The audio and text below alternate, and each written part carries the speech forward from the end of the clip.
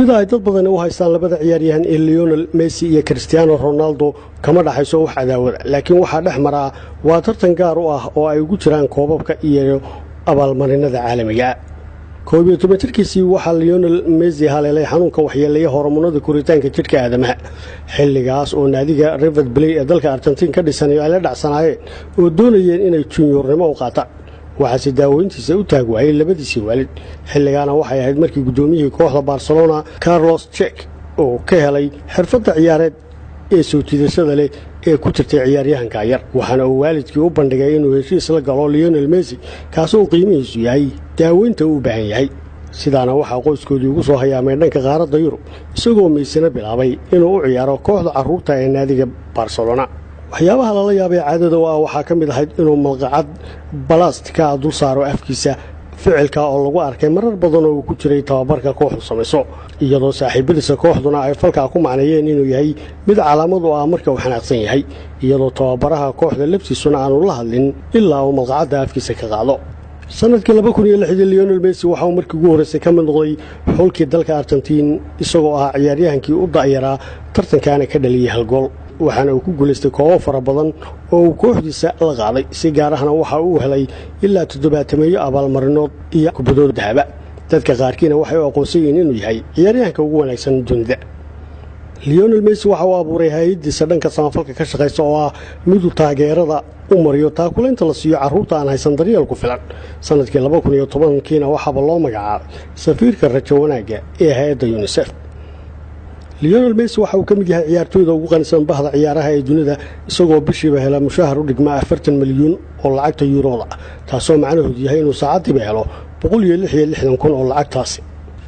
dhankiisana ciyaaryahanka u dhashay dalka Boortaqiiska Cristiano Ronaldo waxa uu safka hore kaga jira ciyaarista kubadda cagta isagoo saameyn ku leh xaqiijinta goolasha ugu badnaa ee sanadkiiba la dhaliyo waxaase uu leeyahay xogo iyo macluumaad kale oo aynaan badankeenu la wada socon waxaana aynu halkan ku soo bandhigaynaa qaar ka mid ah macluumaadka ku saabsan ciyaaryahanka Cristiano Ronaldo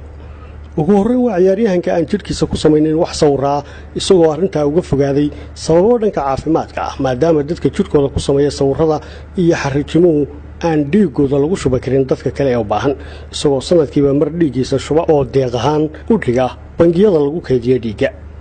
Cristiano Ronaldo waxa uu hawlo dhanka isqurxinta ku sameeyay ilkihiisa taasoo isbarbardhigga sawirradiisu ay cadeymo ku filan u yihiin ciyaaryahanku waxa uu la macaamilaa hay'adaha madaxa bannaan si uu kaalmooyin bani'aadanimo u gaarsiiyo dadka saboolka ah ee u baahan waxaana uu saaxiib dhow leeyahay dadweynaha dunida carabta isagoo kabihiisa dahabka ahna ugu deeqay hay'adda samafalka ee Real Madrid taasoo kaga qayb qaadatay dhismaha iskuulaad fara badan oo laga dhisay dhulka Falastiiniinta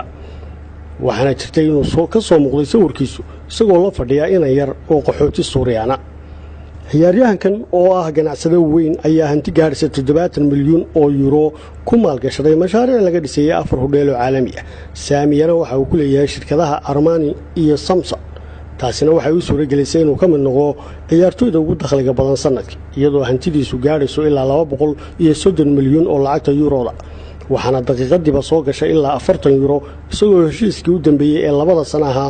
ee uu la galay kooxda Real Madrid oo ku eg ilaa 2020kana uu ku kacayo adduun gaaraya 21 milyan oo isla lacagtaas 15-jirkiisa Cristiano Ronaldo waxa uu la kulmay qalliin dhanka wadnaha kadib markii uu xanuun ka haleelay qalliinkaasina waxa uu ahaa mid si wacan loogu guuleystay mana jiro wax saameyn xun ah oo qalliinkaas jirkiisa iyo awoodiisa ku yeeshay waxaase ay u sii kordhisay orodkii iyo dheerayntii uu dhashay ciyaaryahan Cristiano Ronaldo oo ku guuleystay ciyaaryahanka ugu wanaagsan dunida sidoo kalena helay bilado fara badan oo gaar u ah iyo abaalmarino kala duwan ayaa waxa kale oo jira macluumaad aan wali fasiraadooda la helin oo ku saabsan ciyaaryahankaas waxaana ka mid ah xidhashadiisa garanka gacmo dheeraha ee uu ciyaar walba soo xidho xitaa xilliyada kulaylaha oo ay ciyaartooyda kale ee kooxdu xidhaan garamada gacmo gaabka waana sir u gaara oo u dahsoon mana jirto cid daaha qaaday ilaa hadda sababta uu had iyo jeer u xidho garamada gacmo dheeraha